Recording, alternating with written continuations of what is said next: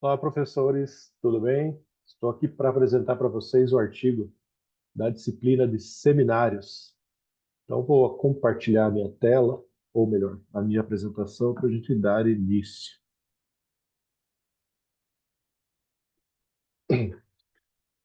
Bom, o artigo em questão, ele trata da exploração das possibilidades para avaliação objetiva de indicadores de qualidade da cerveja. Esse artigo ele foi apresentado numa conferência chamada ICTTE, em 2020, na cidade de Wuhan, da China. Então, aqui temos relacionados os autores. O que tudo indica, os autores são búlgaros. Bom, então, contextualizando o objeto de estudo do artigo, né, que é a cerveja, a qualidade da cerveja ela é avaliada por um conjunto complexo de características sensoriais, que incluem aparência, aroma, sabor e textura. A aparência é o primeiro ponto de contato do consumidor com o produto. Quando se serve a cerveja em um recipiente, normalmente um copo de vidro, a primeira, o primeiro item a ser avaliado é a aparência. Então, a estabilidade da espuma, a formação de espuma, a translucência do líquido são fatores aí que são primariamente avaliados. Se tratando aí de aroma, sabor e texturas, são itens subjetivos. Cada indivíduo pode avaliar de alguma forma, seguindo os seus conhecimentos prévios, né, sobre o assunto. Já a aparência é um item que pode ser capturado e pode ser analisado, as imagens podem ser analisadas na tentativa de identificar padrões. Então, o objetivo desse artigo é desenvolver um cenário experimental apropriado e explorar as possibilidades de avaliação objetiva de alguns indicadores de aparência e de qualidade da cerveja, utilizando técnicas de visão computacional.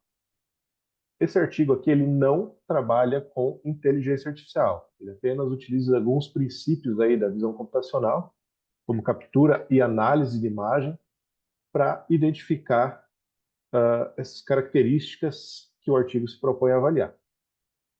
Perfeitamente sendo possível utilizar essas imagens capturadas e catalogadas para treinar uma inteligência artificial para fazer com que o processo de avaliação da qualidade da espuma seja feito de forma automática em um momento posterior. Mas o artigo não trata disso. Trata apenas da captura, o tratamento e análise das imagens de forma meio que manual, né? Então, relacionado aí aos materiais e métodos. Então, o desenvolvimento de um cenário experimental adequado para a obtenção das informações primárias, pois é necessário eliminar as diversas influências externas do ambiente. Então, o ambiente possui, o ambiente onde o experimento está acontecendo, ele possui fontes de iluminações diretas, indiretas, possui objetos coloridos. Todos esses objetos podem refletir no recipiente e influenciar na análise das imagens. Então, o desenvolvimento desse cenário de iluminação controlada aí é essencial para que sejam eliminados os fatores externos do ambiente que possam influenciar na análise da imagem a ser analisada. E o desenvolvimento de algoritmo de processamento das imagens obtidas para permitir extrair informações precisas sobre as características de qualidade. Neste artigo, não foi desenvolvido nenhum algoritmo, apenas uma metodologia, um procedimento, uma roteirização de passos aí para se chegar no objetivo final. Então, de qualquer forma, uma sequência de passos ordenadas aí acaba sendo denominada algoritmo, né? Então, este é o protótipo proposto para resolver a situação do ambiente ali controlado, iluminação, para fazer a captura das imagens. Este ambiente aqui ele demanda os seguintes materiais. Então, foi utilizada uma câmera Canon 2000D, que entre parênteses temos as características desta câmera. Foi utilizado um tripé para manter a câmera numa posição estável. As imagens foram capturadas no formato CR2, formato bruto. Então, o formato CR2, ele é o formato RAW da Canon, formato proprietário da Canon. Então, o formato RAW é a captura da imagem bruta, sem qualquer tipo de compactação ou aplicação de filtros. Então, a imagem ali é como o sensor da câmera capturou. Foram utilizadas também 4 fontes de iluminação do tipo LED de Ultralux, de 3 watts com 280 lumens e temperatura de cor de 4.200K. E o ângulo de feixe de 120 graus de abertura. E a reprodução da cor foi acima dos 80 RA. Estando acima de 80 RA, é o mais próximo possível da luz solar. Então, isso traz uma fidelidade de cores maior. Foram também utilizados 2 trilhos verticais e 2 horizontais para fazer a movimentação das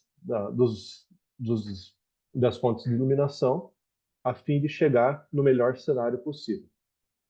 Então, movimentando aí entre os eixos X e Y, os fontes de luz, é possível chegar no cenário adequado. Foi utilizada também uma placa intermediária com um furo transparente no centro, onde vai o recipiente que vai receber o produto, para que seja feita uma iluminação inferior, uma iluminação por baixo do recipiente. Foram então testados 2 recipientes diferentes, um copo padrão e uma proveta sem marcação de escala, para apresentar assim, uma transparência no recipiente, sem apresentar as escalas impressas.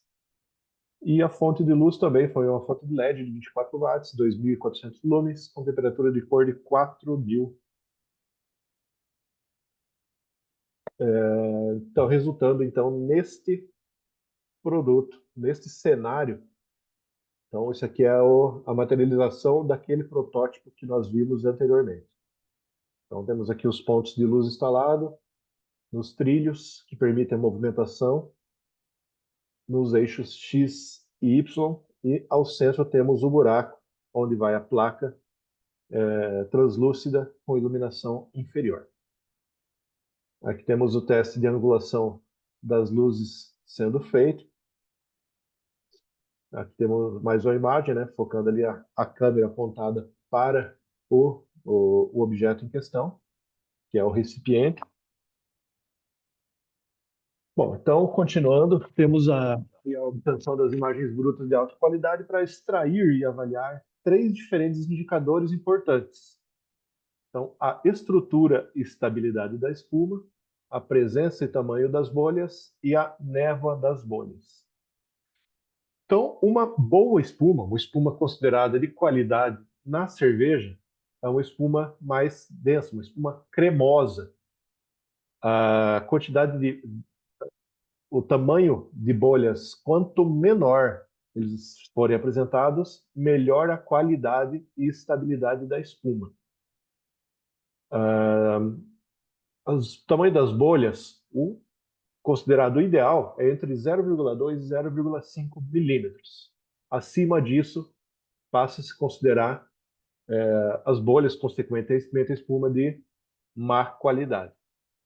Só para efeitos de comparação, existe uma cervejaria irlandesa, a Guinness, que ela utiliza nitrogênio como carbonatação da cerveja, para formar microbolhas, para formar uma espuma extremamente cremosa.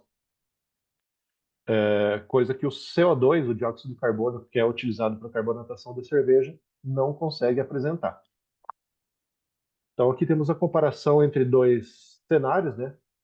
Na imagem da esquerda, uma formação de espuma bem mais consistente, as bolhas menores, e à direita, uma espuma de má qualidade com bolhas já de tamanhos maiores.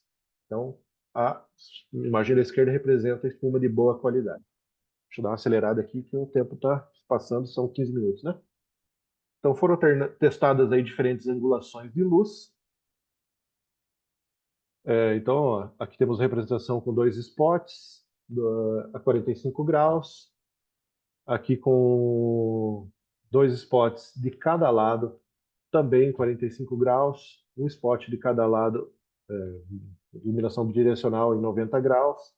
Então, foram testados vários cenários. Iluminação só à esquerda, só à direita, tanto na proveta quanto no copo padrão. Mais os fontes de iluminação bilateral aqui de 90 graus, uma de cada lado. Essa aqui é uma iluminação de 60 graus superior. Bom, então foram comparados aí os dois recipientes de vidro, né? A proveta e o copo padrão para servir e capturar as imagens. Então, depois de despejar o líquido, foi constatado aí que no copo padrão as bolhas não ficaram retidas na parte interna do copo, ao contrário da proveta, que manteve aí as bolhas e permitiu a correta captura das imagens.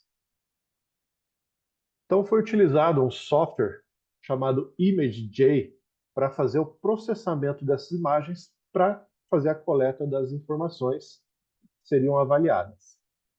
Então foram obtida a imagem original, né, de interesse. Segundo passo, foi convertida essa imagem em tons de cinza. Terceiro passo, foi aplicado aí o algoritmo de Ótimo Threshold, que ele faz uma separação de segmentação das imagens. Então, é uma segmentação binária. Então, ele vai deixar as imagens apenas com duas cores, ou branco ou preto, e aplicado um valor de limite adequado para esta segmentação numa quarta etapa. Então, aqui a gente pode observar o processo de forma mais ampliada. No caso da análise do copo padrão, foi aplicada uma etapa a mais, a etapa 2.1, onde foi removidos os reflexos do copo. Então, para analisar a estabilidade da espuma, observa-se que as imagens obtidas na proveta foram mais adequadas. Então, aqui temos a etapa de captura das bolhas. Então, foi feita a captura do ponto de interesse ali das bolhas, convertida para tons de cinza, foi ajustado o brilho e contraste, depois feito um ajuste no limiar da imagem, aplicada a função de dilate por 3 vezes, depois foi aplicada uma função chamada Wasted Shed, que ele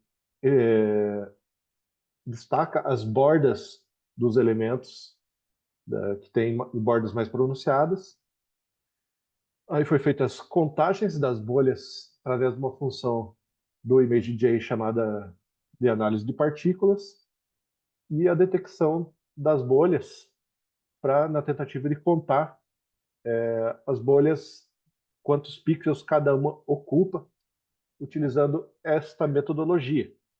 Então foi feita uma medição ali em milímetros do copo e convertido isso para quantos pixels isso representou dentro do software ImageJ. Então, com isso é possível saber quantos pixels da imagem cada bolha representa e é possível então fazer a conversão entre pixels e milímetros.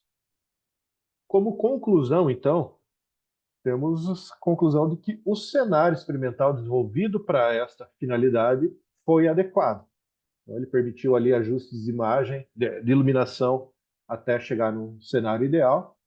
Então, ele permite aí a análise tanto de produtos cervejeiros quanto outros produtos alimentícios.